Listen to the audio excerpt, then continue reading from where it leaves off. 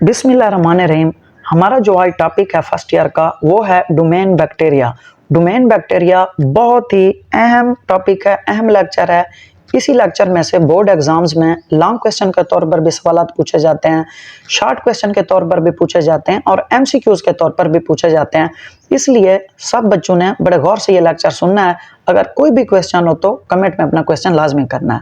चलें हम स्टार्ट करते हैं। डोमेन बैक्टीरिया, हमें डोमेन बैक्टीरिया में पहले इंट्रोडक्शन बताता है। कहता है इंक्लूडेड इन किंगडम मोनिरा। ये जो बैक्टीरिया होते हैं ये किंगडम मोनिरा में शामिल होते हैं।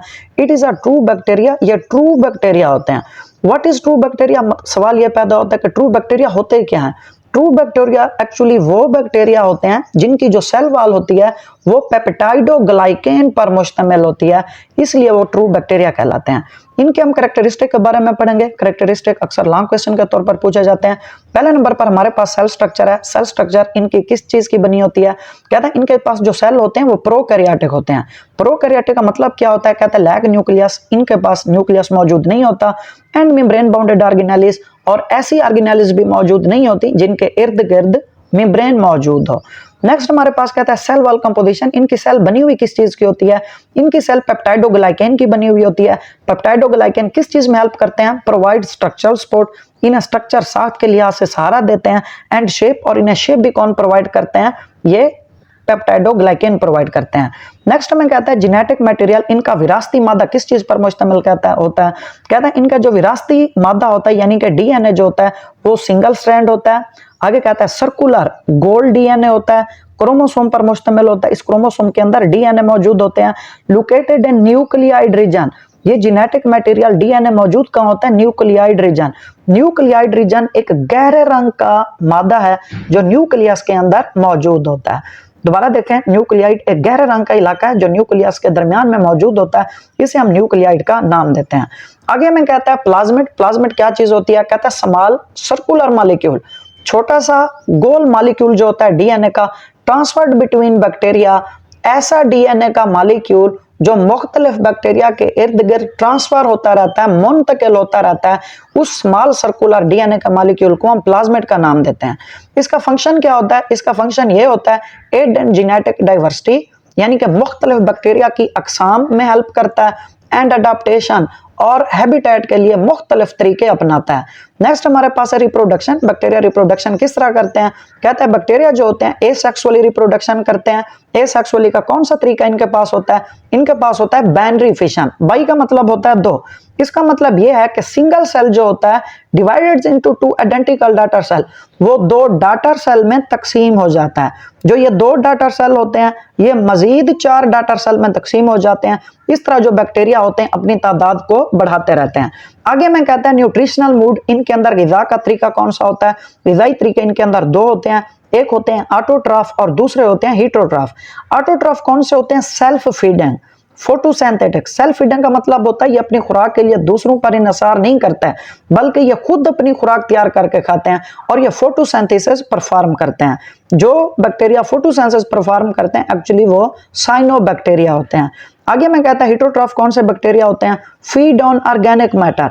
ऐसे बैक्टीरिया होते हैं जो ऑर्गेनिक मैटर पर डिपेंड करते हैं। ऑर्गेनिक मैटर का मतलब होता है गली सड़ी चीजों पर डिपेंड करते हैं। इनकी मिसाल है डीकंपोजर। डीकंपोजर बैक्टीरिया भी इसी में शामिल है। नेक्स्ट जो हमारे पास इसकी खसूसियात है वो है मॉर्फोलॉजी। मॉर्फोलॉजी का मतलब है इनकी शेप क्या होती है बैक्टीरिया की।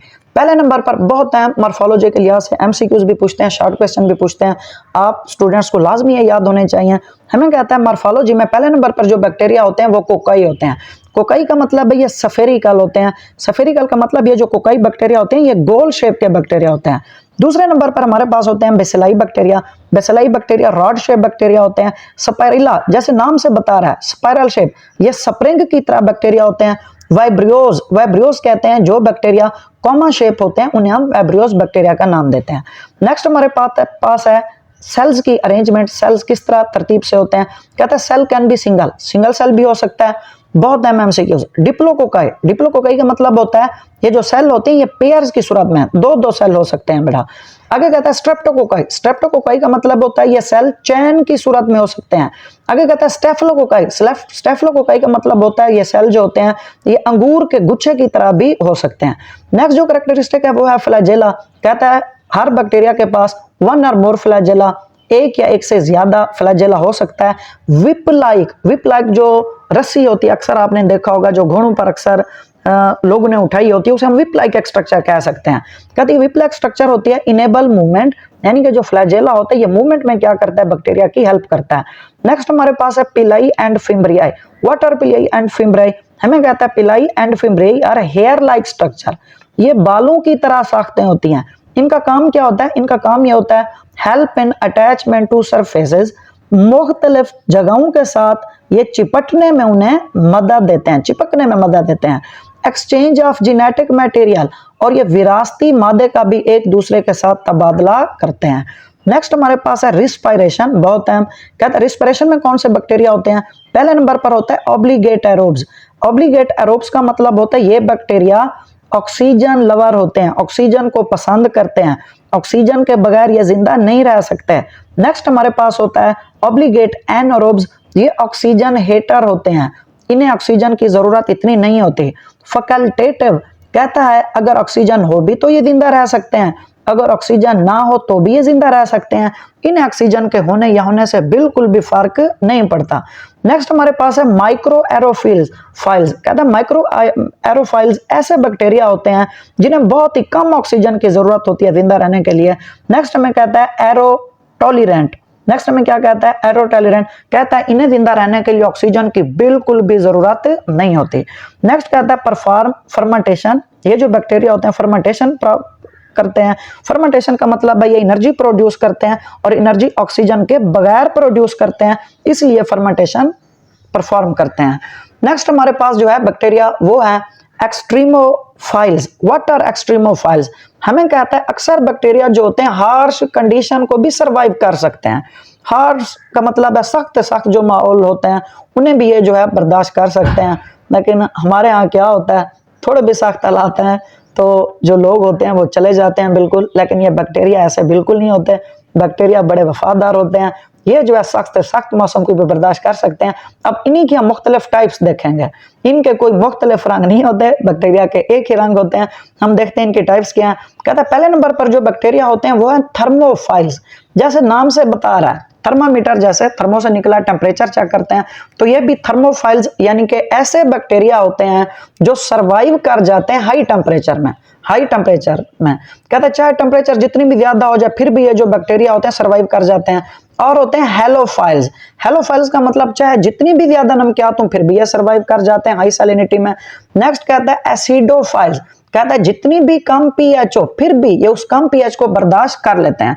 आगे कहता है पैथोजेनिसिटी। कुछ बैक्टीरिया के अंदर यह खसूसियत होती है, पैथोजेनिसिटी का मतलब बीमारियां फैलाने की। कहता है काज डिजीज इन ह्यूमन, ये बैक्टीरिया जो होते हैं इंसानों के अंदर बीमारियां फैलाते हैं। एनिमल्स जानवरों के अंदर बीमारियां फैलाते हैं। प्लांट्स और पौधों के अंदर भी बीमारियां फैलाते हैं। किस तरह बीमारियां फैलाते हैं भाई? प्रोड्यूसिंग टॉक्सिन, जहर करके ये मुख्तलिफ जानदारों के अंदर बीमारियां फैलाते हैं। नेक्स्ट हमारे पास है सिम्बियोसिस। सिम्बियोसिस का मतलब होता है कि दो मुख्तलिफ स्पीशीज के जो जानदार होते हैं आपस में मिलजुल कर रहते हैं, उस रिलेशन को नाम देते हैं सिम्बियोसिस। सिम्बियोसिस की मुख्तलिफ किस्में होती हैं। कुछ बैक्टीरिया जो होते हैं म्यूचुअलिज्म बनाकर रहते हैं। म्यूचुअलिज्म का मतलब ये होता है दोनों जो बैक्टीरिया होते हैं दोनों को फायदा होता है। दूसरी इनकी टाइप होती है, कुछ बैक्टीरिया कमेंसलिज्म के तौर पर रहते हैं। कमेंसलिज्म का मतलब ये होता है कि वन बेनिफिटेड, एक बैक्टीरिया को तो फायदा होता है, अदर नार बेनिफिटेड नार हार, दूसरे बैक्टीरिया को ना तो फायदा होता है और ना ही नुकसान होता है। नेक्स्ट हमारे पास है मेजर ग्रुप्स ऑफ बैक्टीरिया। बहुत अहम शॉर्ट और एमसीक्यूज के तौर पर यहाँ पर जो एग्जांपल दी गई है ये बार बार एमसीक्यूज में पूछते हैं और स्टूडेंट अक्सर कंफ्यूज हो जाते हैं, तो इन्हें गौर से देखना है। पहले नंबर पर जो मेजर ग्रुप्स ऑफ बैक्टीरिया है, पहले नंबर पर हमारे पास जो ग्रुप है वो है प्रोटियोबैक्टीरिया। प्रोटोबैक्टीरिया जो होते हैं ये ग्राम नेगेटिव बैक्टीरिया होते हैं। इनकी मिसाल है ई कोलाई यानी कि एस्क्रिचा कोलाई, और है राइजोबियम बैक्टीरिया, और है एच पाइलोरी का मतलब है हेलोबैक्टर पाइलोराई। दूसरे नंबर पर हमारे पास होते हैं फेमिक्यूट्स। फेमिक्यूट्स जो होते हैं ये हमारे पास ग्राम पॉजिटिव बैक्टीरिया होते हैं। इनकी मिसालें हैं बैसिलस सबटिलस, लैक्टोबैसिलस, क्लोस्ट्रीडियम बोट्यूलिनम, इनकी मिसालें हैं। और जो तीसरे नंबर पर हमारे पास बैक्टीरिया का ग्रुप है वो है एक्टिनोबैक्टीरिया। एक्टिनोबैक्टीरिया का मतलब ये होता है ये फंगस लाइक बैक्टीरिया होते हैं, ये फंजई की तरह के बैक्टीरिया होते हैं। इनकी मिसाल है स्ट्रेप्टोमाइसिस और है माइकोबैक्टीरियम और है ट्यूबरक्यूलोसिस। और हमारे पास है साइनोबैक्टीरियम। ऐसे बैक्टीरिया होते हैं जो फोटोसिंथेसिस परफॉर्म करते हैं, उन्हें हम नाम देते हैं साइनोबैक्टीरिया। इसकी मिसाल है एनाबाइना और स्पाइरोलिना। कितने अच्छे नाम है वैसे अगर देखा जाए ये सब बैक्टीरिया के। आगे हमारे पास जो है वो है स्पाइरोकीट्स।